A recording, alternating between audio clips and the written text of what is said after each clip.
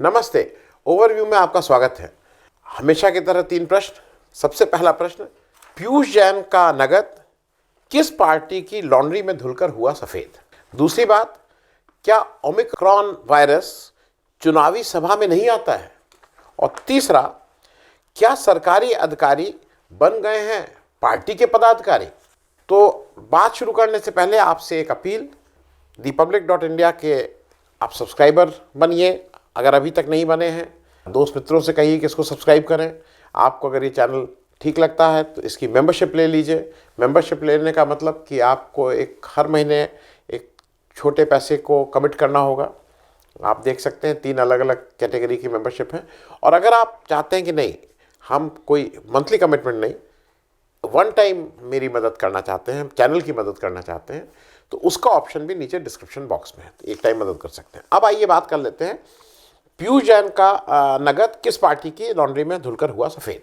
बहुत से पेपर ने अब इसके बारे में लिखा जाने लगा है। एक इंडिया टुडे की रिपोर्ट भी है। उसमें ज़रा, एक तो मैं उसकी रिपोर्ट के हवाले से बता रहा हूँ, इंडिया टुडे की। उसमें बताया गया कि पीयूष जैन जो पार्टनर थे ऑडिकैम इंडस्ट्री के, कानपुर में उनके यहाँ से कैश पकड़ा गया 177.45 करोड़, 177.45 करोड़। कन्नौज से पकड़ा गया 17 करोड़। और ये भी है कि ये सब गिनने के लिए एसबीआई की जो ब्रांच थी उन्होंने अपने कैश काउंटिंग करेंसी दी, इत्यादि इत्यादि। तो कुल कैश इन दोनों के हिसाब से हुआ 194.45 करोड़। गोल्ड पकड़ा गया है 23 केजी। ये पढ़ के इसका कैलकुलेशन मेरी पत्नी ने तुरंत बताया कि 23 केजी 50,000, ये 11.5 करोड़। इस कैलकुलेशन को मुझे पूछने की जरूरत नहीं, सारी महिलाओं ने कैलकुलेशन बता दिया कि 23 किलो गोल्ड जो है वो कितने के बराबर है। चंदन ऑयल पकड़ा गया करीब 6 करोड़ रुपए का। मेरे ख्याल में चंदन ऑयल कहीं इत्र में पकड़ने में काम आता होगा। अब मेन बात ये समझ लीजिए कि किसने पकड़ा। Director general of GST intelligence, जिनको वैसे डीजीजीआई बोलते हैं, अब ये डीजीजीआई के अहमदाबाद वाला जो यूनिट है उसने पकड़ा है। कनेक्शन अहमदाबाद है तो ये जान लीजिए, कानपुर वाले पीयूष जैन कानपुर वाले और पकड़ने वाले अहमदाबाद वाले। चलिए, ये जब पैसा पकड़ लिया गया है, पीयूष जैन जेल चले गए, उनकी जुडिशियल रिमांड मतलब जेल में है। कोर्ट में कल डीजीजीआई के वकील अमरीश टंडन ने सूचित किया कि पीयूष जैन ने बताया, ये सूचित कर रहे हैं वकील साहब कि पीयूष जैन ने बताया कि टैक्स की उन्होंने चोरी की है और 52 करोड़ रुपए, 52 करोड़ रुपए की उनके ऊपर टैक्स की पेनाल्टी बनती है। पीयूष जैन के वकील ने इस जिरह करते समय कहा, कोर्ट से आग्रह किया कि भाई डीजीजीआई को आदेश दें कि 52 करोड़ रुपए काटकर बाकी वापस कर दें। एक छोटा सा एक किस्सा आपको बताने का मेरा मन कर रहा है, इसलिए बता दूं। मैं जब नौकरी करता था तो वहाँ पे दिल्ली में जब मैं था, तो आप किसी भी डॉक्टर को अगर दिखाइए तो वो आपका रीइंबर्स हो जाता था।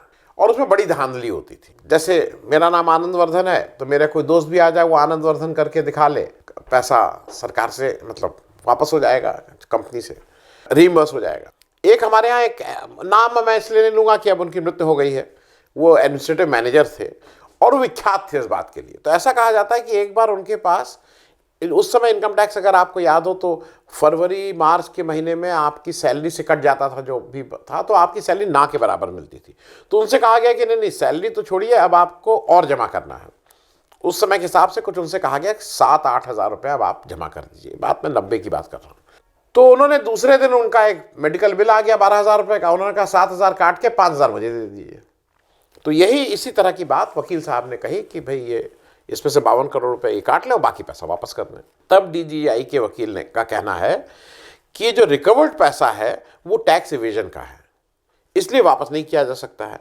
साथ में उन्होंने ये भी कहा कि अगर पीयूष जैन ये एडिशनल 52 करोड़ का जो एज पेनाल्टी है, अगर वो जमा करना चाहते हैं तो जमा कर सकते हैं।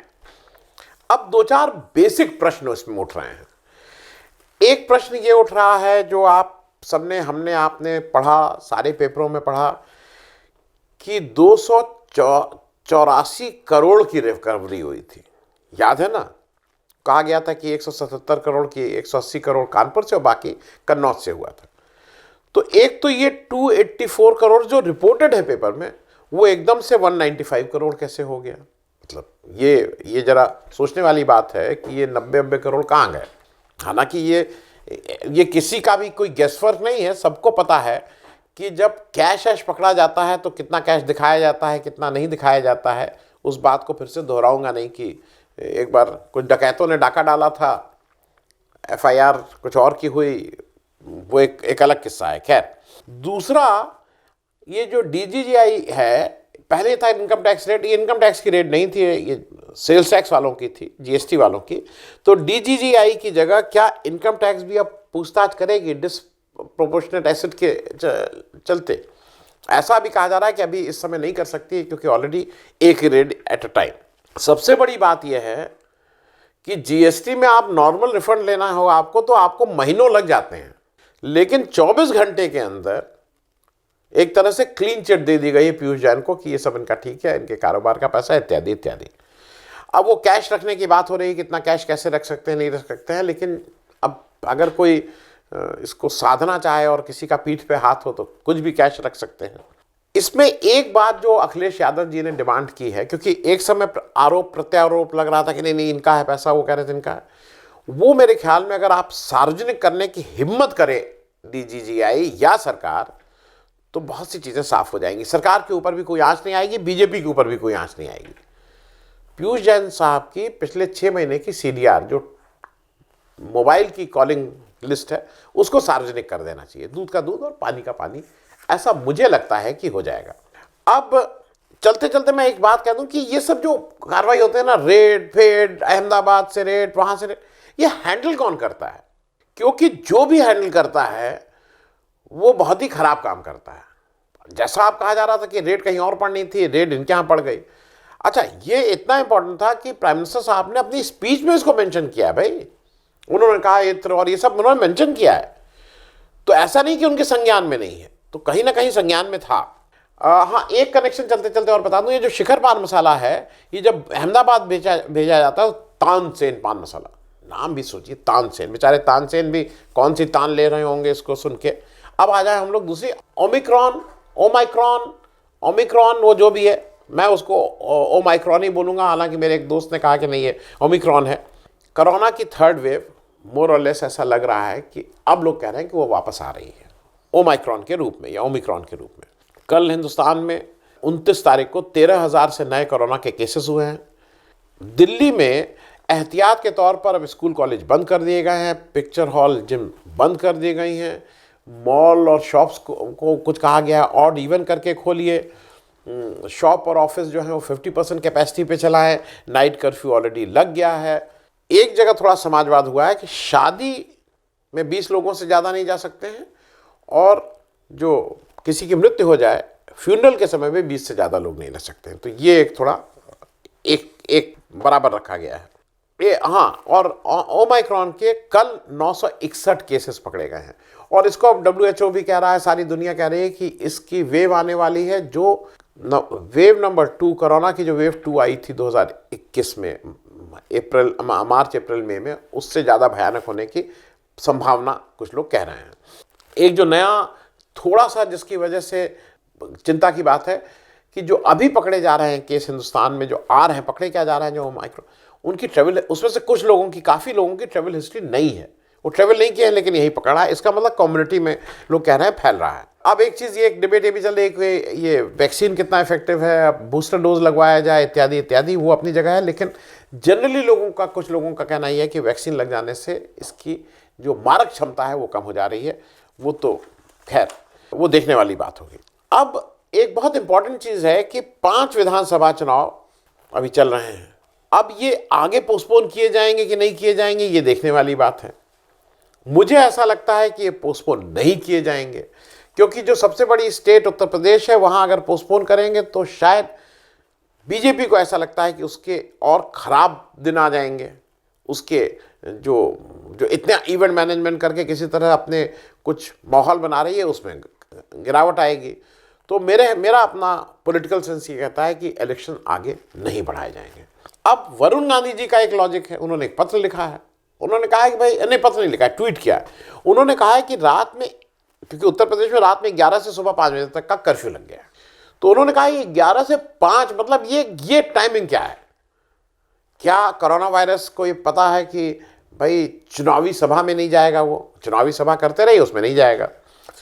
वो रात में 11 बजे निकलता है सुनसान सड़कों पे, सुबह 5 बजे तक, जब लोग अपने घर में सो रहे हैं, तो उस समय 11 से 5 कर्फ्यू लगाने का क्या मतलब है, ये समझ में नहीं आता है। इस समय इलेक्शन कमीशन की जिम्मेदारी थोड़ी बढ़ गई है। वो यूपी में आया हुआ है, इस समय बातचीत कर रहा है लोगों से और एक अंतिम निर्णय लेगा कैसे। हालांकि उसने बता दिया है कि कोरोना का प्रोटोकॉल कैसे होगा, ये आज एक विज्ञप्ति जारी की है। लेकिन मेरे हिसाब से जो इलेक्शन कमीशन का जो मूल काम है, कोरोना कैसे हैंडल होगा, ये विशेषज्ञों का काम है, हेल्थ मिनिस्ट्री का काम है, इत्यादि इत्यादि। मूल काम जो इलेक्शन कमीशन का है वो ये है कि सारी पॉलिटिकल पार्टीज को लेवल प्लेइंग फील्ड मिले, किसी को एडवांटेज मिले किसी को डिसएडवांटेज हो, ऐसा नहीं होना चाहिए। और खास करके प्रचार के लिए, इस समय प्रचार का समय है।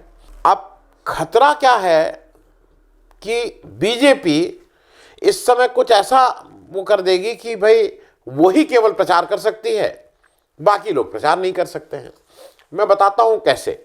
मैं जैसे अभी क्या कर रही है कि बीजेपी कहीं ना कहीं लोगों को एक सरकार के माध्यम से बुलवाया जा रहा है।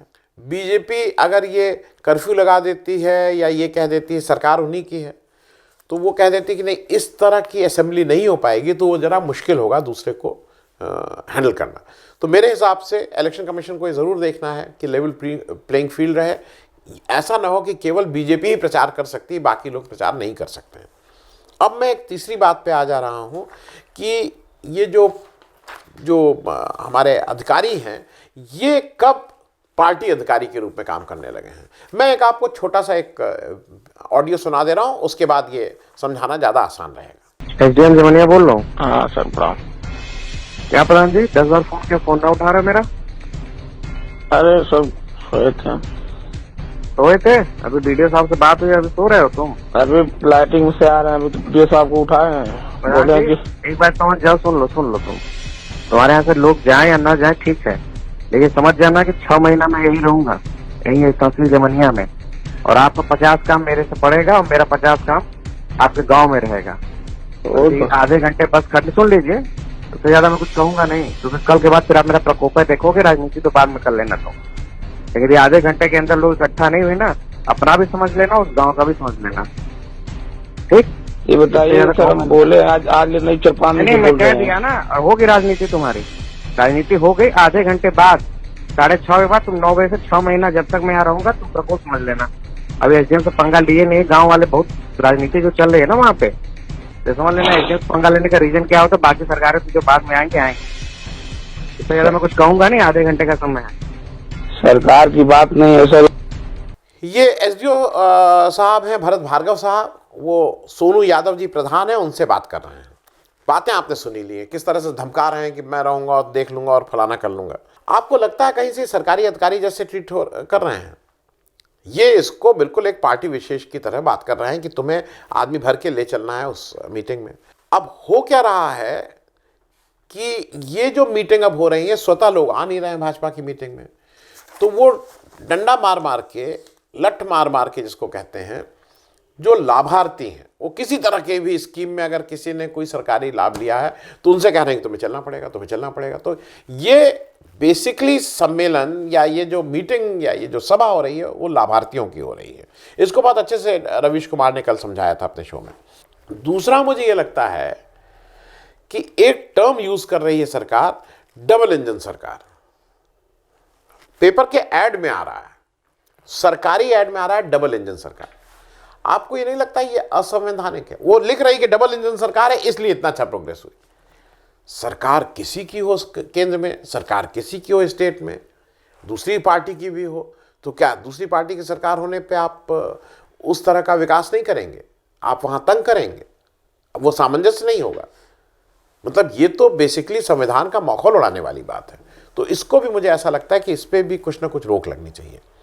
चलते चलते मैं एक बार और बता दूं, उत्तर प्रदेश बड़ा राज्य है, पूरे देश में सबसे ज़्यादा आईएएस यहीं पे नियुक्त हैं, लेकिन उत्तर प्रदेश में कोई भी आईएएस अधिकारी चीफ सेक्रेटरी के पद के लिए उपयुक्त नहीं पाया गया। केंद्र में जो एक सज्जन ऑलरेडी नौकरी कर रहे हैं, दुर्गा शंकर मिश्रा जी, उनको केंद्र से 31 दिसंबर को वो रिटायर हो रहे हैं, उनको केंद्र से उत्तर प्रदेश लाया जा रहा है और यहाँ पे उनको 1 साल का एक्सटेंशन दिया गया है। मुझे इसलिए यह है कि क्या पूरे उत्तर प्रदेश में आपको एक अधिकारी भी ऐसा नहीं मिला जो चीफ सेक्रेटरी के पद पे हो? ये भी एक विचारणीय प्रश्न है। और अगर ऐसी बात है तो उत्तर प्रदेश कुछ कहीं ज़्यादा तकलीफ या ज़्यादा मुश्किल में पहुंचेगा, क्योंकि आपके पास अगर ऐसे अफसर ही नहीं हैं जो प्रदेश चला पाएँ, तो ये सही में चिंता की बात है। बहुत बहुत धन्यवाद।